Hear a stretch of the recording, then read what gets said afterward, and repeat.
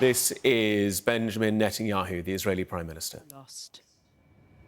And I would like to say from the bottom of my heart that we also know who we all lost.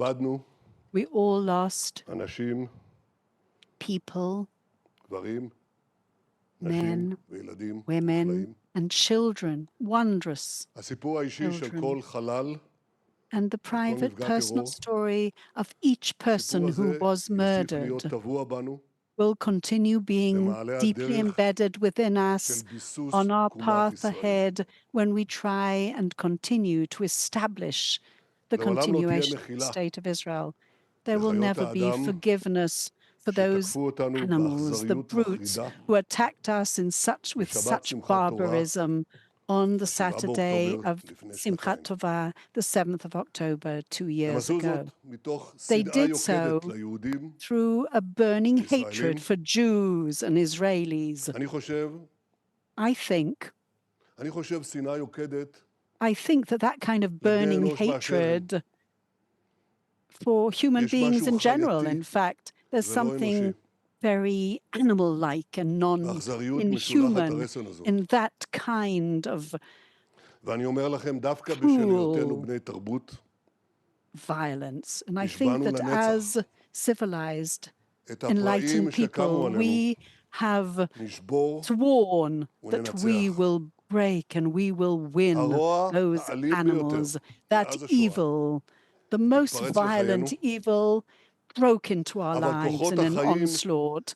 But the powers of life that came out of us were shown to be 12 times as strong and as fierce, our power and desire to live. And they didn't take that into account. I'm not sure if that would have tamed them or stopped them.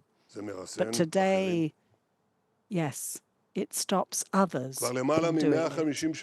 For over 150 years, our nation has been fighting against this relentless desire to make us extinct and annihilate us. If you look at the names of the people who have been engraved, their names, for example, that are just here behind me, teaches us the price, the really heavy price that we are paying to be a free people in our country, in our free land. But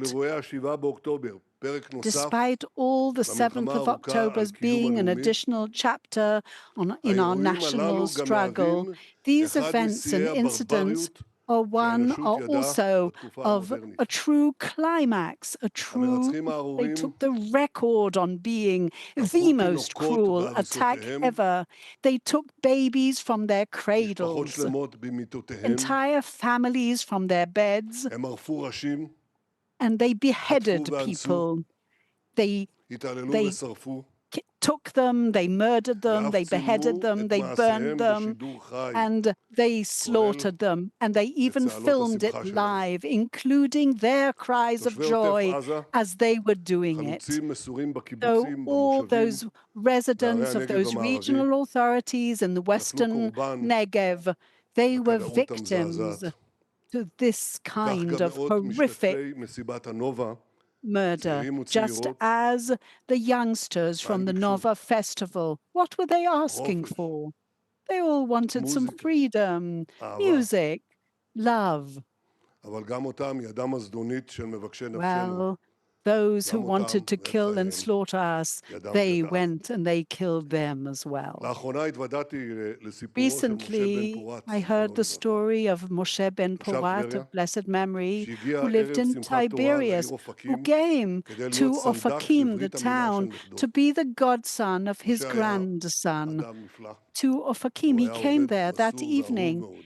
He was a devoted, wonderful person who worked in a senior citizens' home in Tiberias. He traveled 200 kilometers from Tiberias to Ofakim because he wanted to be present at that moment of joy when his daughter had twins, a little boy and a little girl. So on the eve of Simchat Torah, that morning, he covered himself in the prayer shawl and went out to the synagogue for that prayer. Within minutes, at the opening to the door, a terrorist shot him to death. Moshe wasn't able to be at the brit of his little grandson, but the name that was given to his grandson says everything. Israel. Yes, the people of Israel lives. Am Israel Chai.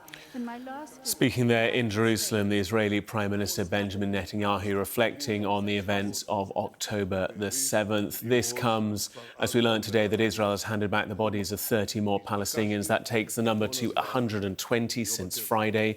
Meanwhile, we know that 9 out of the 28 bodies of hostages held in Gaza have been returned.